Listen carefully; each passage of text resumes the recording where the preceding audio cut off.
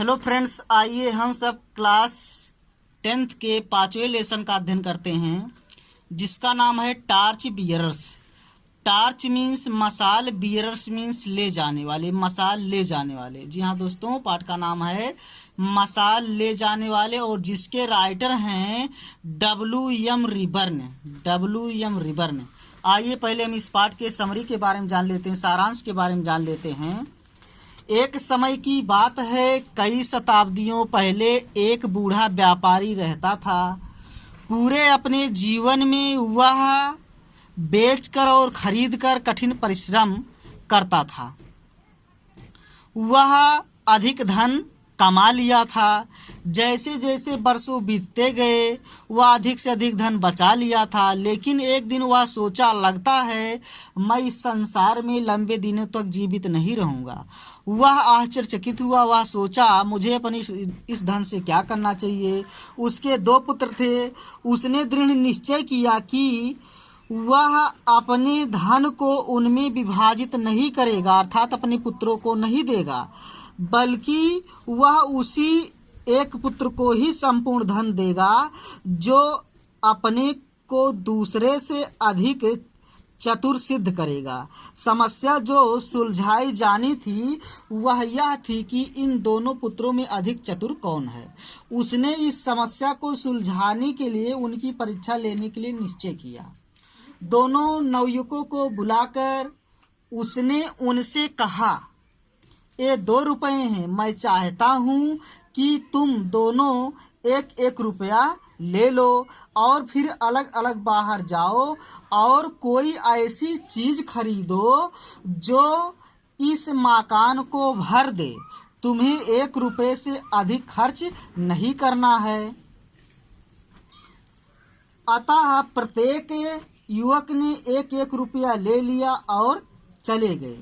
पहला युवक बाजार में इधर उधर घूमा, किंतु उसे कुछ भी ऐसा ना मिला जो किसी प्रकार से उसके उद्देश्य की पूर्ति हो सके। दिन भर वह भटकता रहा, सभी दुकानों को देखता फिरा, किंतु फिर भी कुछ ना मिला। उसे अधिक से अधिक विश्वास हो गया कि उसके पिता का दिमाग खराब हो गया है। वह निराश होकर अपनी खोज के काम को त्यागने वाला ही था कि उसे भूसे से भरी हुई एक बैलगाड़ी दिखाई दी। उसने सोचा, यह आशाजनक मालूम होता है। मैं नहीं जानता हूँ कि 1 रुपये में कितना भूसा आएगा। वह बैलगाड़ी के चालक के पास गया और उससे भूसे के मूल्य के बारे में पूछताछ की। कीमत के ऊपर दोनों में काफ़ी सौदेबाजी हुई, किंतु अंत में वह 1 रुपये में भूसे को लेने में सफल हो गया। अतः नवयुवक उस भूसे की बैलगाड़ी को अपने पिता के घर ले गया। बड़ी आशा से उसने घर में उसका ढेर लगाया, किंतु जब वह सब भूसा घर में आ गया तो उसने पाया कि संपूर्ण घर को भर देने की तो बात ही दूर, वह तो फर्श को ढकने के लिए भी पर्याप्त न था। जब दूसरा पुत्र रुपया लेकर बाहर निकला तो वह सीधे बाजार नहीं गया। ऐसा करने के बजाय वह बैठकर सोचने लगा। बहुत देर तक बैठा हुआ सोचता रहा कि वह क्या खरीद सकता है। अंत में शाम के समय उसके मन में एक विचार आया। अपना रुपया लेकर वह तेजी से बाजार की तरफ चल दिया और एक दुकान पर पहुंचा जहां मोमबत्तियां बिकती थी। उसने मोमबत्तियों पर रुपया खर्च किया, जिससे बहुत अधिक मोमबत्ती मिल गई।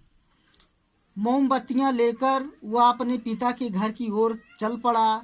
जब वह वहां पहुंचा तो उसने देखा उसका भाई उदास होकर फर्श पर फैले हुए भूसे को निराशा से देखता खड़ा था।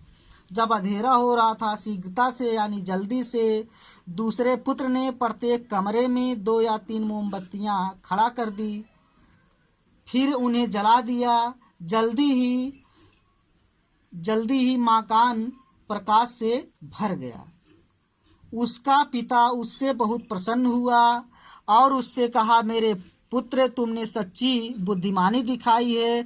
मैं तुम्हें सारा धन देने के लिए तैयार हूँ। जी हाँ दोस्तों, इस तरह हम कह सकते हैं कि उम्र मायने नहीं रखती है, लेकिन बुद्धि से व्यक्ति महान बनता है। प्रत्येक कार्य करने के पूर्व हमें विधिवत विचार करना चाहिए। यह हमारी महान जिम्मेदारी है कि हम स्वयं को एक अच्छा नागरिक बनाएं।